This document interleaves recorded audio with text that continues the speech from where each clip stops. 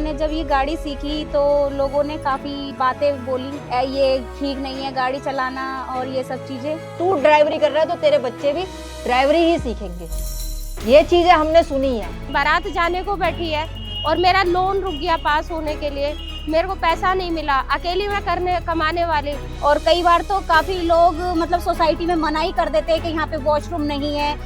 Blue में जब blue बंद हुई ना, हमें पूरा बताया भी नहीं गया कि ब्लू कैसे बंद हो रही है और क्यों बंद हो रही है। क्यों बंद हो गई? 11,000 ड्राइवर रोड पे आ गया उसकी वजह से। तो तब से मैंने कैब चलाना सीखा और मेरा एक मतलब जुनून बन गया था कैब। जब मैंने ड्राइविंग करनी स्टार्ट की तो मेरे पापा मम्मी मुझे देखकर बहुत खुश हुए जब मैंने उनके सामने गाड़ी चलाई कि ये लड़की टैक्सी चलाती है, इनको शोभा नहीं देता, अच्छा नहीं लगता, ये क्यों चला रही है, ये तो आदमियों के काम है। तो वो एक हो जाती ना जिद अंदर से, क्रेज कि अब तो मुझे चलानी है। आदमी क्यों चला सकते, मैं क्यों नहीं चलाऊंगी, मेरे को चलानी है।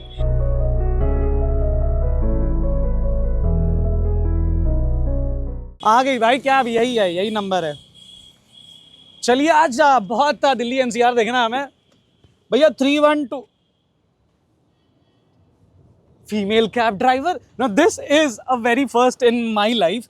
बाकी आज जो है एज ओरिजिनल्स निकल पर आया to break a very prominent, a very old school stereotype कि जो है आदमी ही अच्छी गाड़ी चलाते हैं, क्योंकि Delhi NCR has a lot of female cab drivers who have been ruling the roads of Delhi NCR for years now, and today we take you into the stories and journeys of few such women who have been ruling the roads of Delhi NCR. This is Cab Queens by the Edge Originals. Keep watching.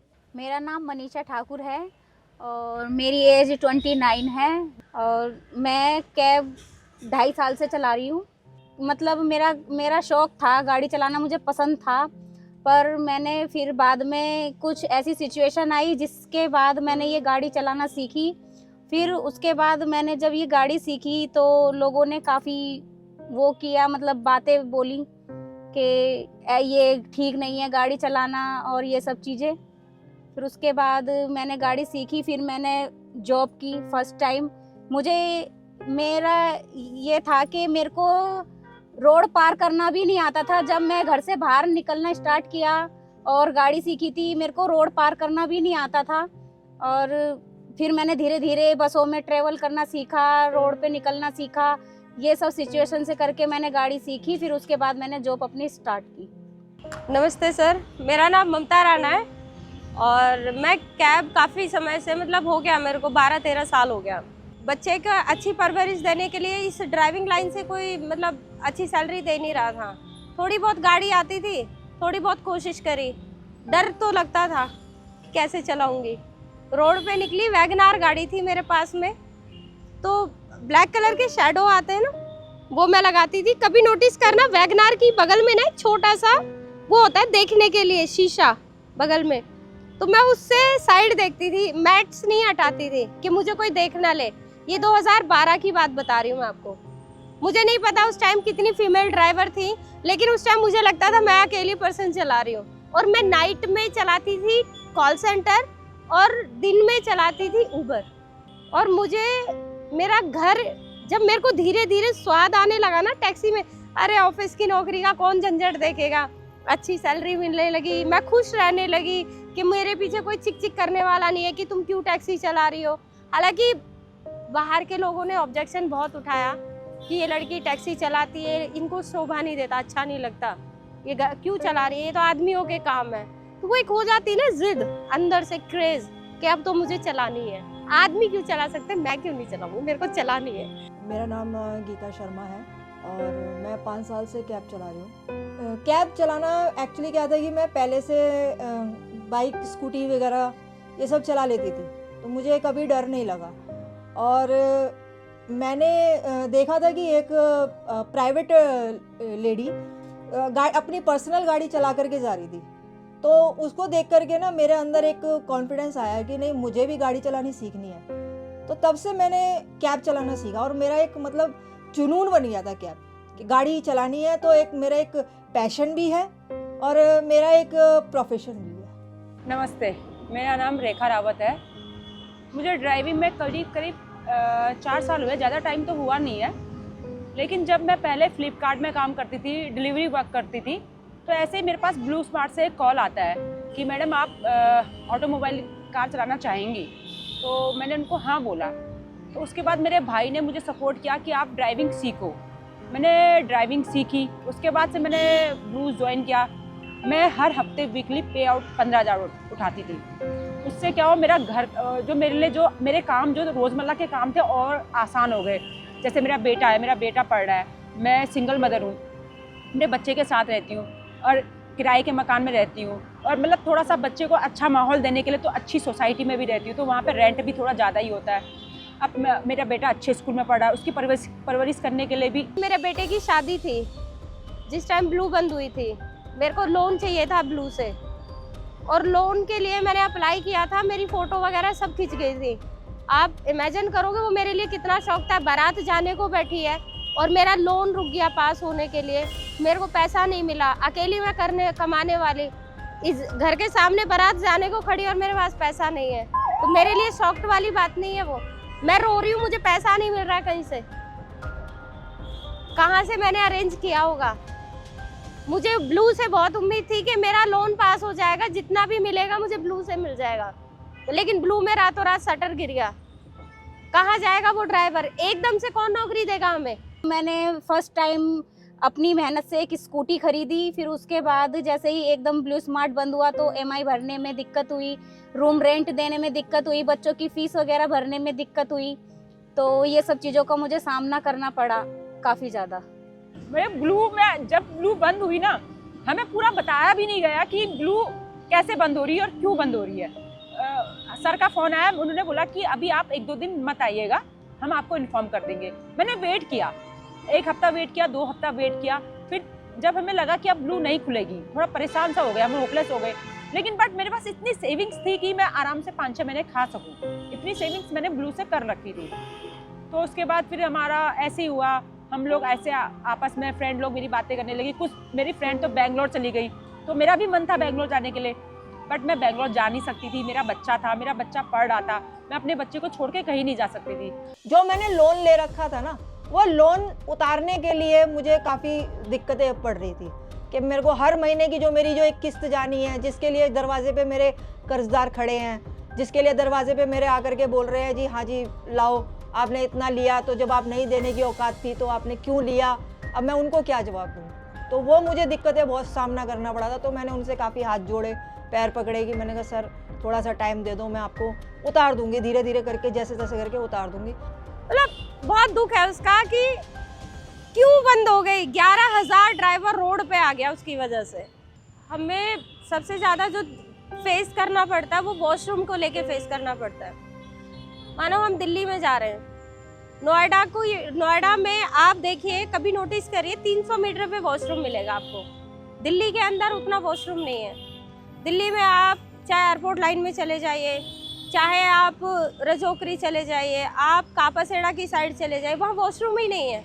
हमें जो face करना पड़ता है वो सिर्फ washroom को लेके बहुत ज़्यादा हम परेशान हैं। वहाँ वॉशरूम है ही नहीं कहीं भी, दिल्ली में वॉशरूम ही नहीं है। वॉशरूम के लिए हमें बहुत ज़्यादा परेशानी होती है। और क्या कहते हैं, कहीं पेट्रोल पंप पर जाते हैं, वहाँ वॉशरूम बहुत गंदे होते हैं और हमें मतलब काफ़ी सामना करना पड़ता है उसके लिए, वॉशरूम के लिए। और कई बार तो काफ़ी लोग मतलब सोसाइटी में मना ही कर देते हैं कि यहाँ पे वॉशरूम नहीं है, ये सब चीज़ें। तो वॉशरूम को लेकर हमें बहुत ज़्यादा परेशानी होती है। हम बहुत परेशान होते हैं। हमें कम से कम 4-4, 5-5, 6-6 घंटे मतलब टॉयलेट को रोकना पड़ जाता है, जिससे हमारी तबीयत खराब हो जाती है कई बार। दिक्कत होती है, वॉशरूम की दिक्कत होती है, जो कि हर एक फीमेल के लिए होता है। क्योंकि देखो नोएडा में तो जगह जगह में हमें नोएडा में मिल जाते हैं, लेकिन दिल्ली में या इधर चले जाओ, द्वारका साइड में चले जाओ, उत्तम नगर साइड चले जाओ, उधर आपको वॉशरूम की सुविधा नहीं मिलेगी। आपको पेट्रोल पंप ढूंढने पड़ेंगे आपको वहाँ उधर की साइड जाने में।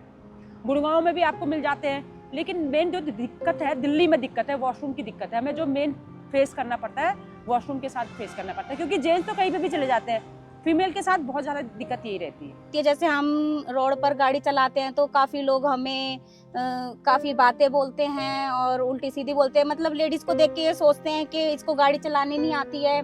इस तरीके की हमें चीज़ें फेस करनी होती हैं।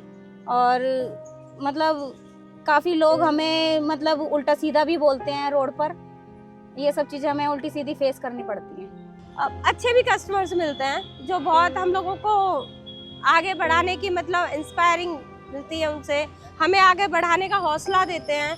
लेकिन एक दो मिल जाते हैं कि जो जहाँ लगता है यार मैंने गलत लाइन चूज कर ली क्या, जो इतना इंसल्ट, मतलब उनको हम गेट भी खोलते हैं, नमस्कार भी करते हैं, हम उनको बिठाते भी हैं, उसके बाद भी अगर तू ड्राइवर है, वो जो ये शब्द बोलते हैं ना कि तू हमें पता है हम ड्राइवर है, लेकिन इंसल्ट करने का किसको राइट है? क्या ड्राइवर की कोई रिस्पेक्ट नहीं है? तू ड्राइवरी कर रहा है तो तेरे बच्चे भी ड्राइवरी ही सीखेंगे। ये चीज़ें हमने सुनी है और ये चीज़ों को हमने बहुत फेस किया है, ठीक है। और इसमें हमें सबसे ज़्यादा प्रॉब्लम्स लेडीज़ के अंदर आती थी और लेडीज़ ही सबसे ज़्यादा कोऑपरेट नहीं करती थी, बहुत अनकोऑपरेट थी। मैडम मिली थी, उनका नाम तो मुझे बहुत अच्छे से याद नहीं है, लेकिन वो आर्किटेक्ट थी, ठीक है। तो उन्होंने मुझे कहा कि मैं मुंबई शिफ्ट हो रही हूँ और मैं आपको एक पैकेज देती हूँ, अगर आप मेरी गाड़ी, मैं लॉजिस्टिक से नहीं ले जाना चाहती हूँ, मुंबई छोड़नी है मेरी गाड़ी। तो मुझे ऑफ़र अच्छा लगा। उन्होंने कहा कि मेरी गाड़ी जाएगी मुंबई, पूरा खर्चा मेरा होगा, आने की फ़्लाइट का आपको मैं खर्चा दूंगी, रहने का स्टे मेरी तरफ से होगा, प्लस मैं आपको 45,000 पे करूंगी आपको जाने का, लेकिन आपको अकेले जाना होगा वहाँ के लिए। मैं अकेले गई, मैं उदयपुर, जयपुर और आपका अहमदाबाद और क्या था वो गुजरात, मतलब मेरी वो जर्नी ना वो एज ए कस्टमर मिली थी मुझे, लेकिन इतनी अच्छी जर्नी थी, खाना पीना सब उसमें था, बहुत अच्छा था। मैं पहली बार फ्लाइट में बैठी थी क्योंकि उन्होंने टिकट कराई थी, उस टाइम थी विस्तारा 2021 में। वही जर्नी मेरी लाइफ की सबसे अच्छी जर्नी थी कि मैं घूम के आई, मतलब मैंने कभी इतना स्टेट देखा नहीं था, वो बहुत अच्छा था। तो उन्होंने ओके भैया बोल करके फ़ोन काट दिया, तो उनको ये नहीं लगा कि भाई मतलब कि कोई लेडी ड्राइवर है या कोई जेंट्स ड्राइवर है।